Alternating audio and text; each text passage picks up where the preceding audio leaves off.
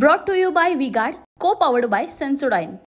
नगर दक्षिणचे भाजपचे उमेदवार सुजय विखे यांच्या प्रचारासाठी उद्या पंतप्रधान नरेंद्र मोदी अहमदनगरच्या सावेडी भागात येणार आहे आणि एक जाहीर सभेचं आयोजन करण्यात आलं आहे। त्या पार्श्वभूमीवरती जय्यत तयारी जी आहे ती सध्या पाहायला मिळते आहे। ह्या मंचाची तयारी चालू आहे। एलईडी स्क्रीन जे आहे ते लावण्यात आलेलं आहे।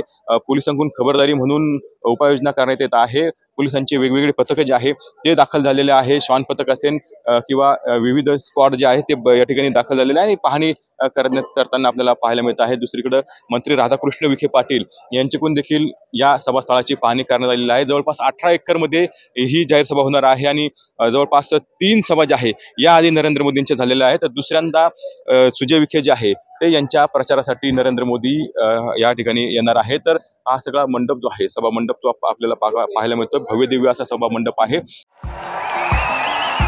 देखिए उनका काम है अफवाह से गर्मी बढ़ाना और हमारा काम है माहौल को ठंडा रखना।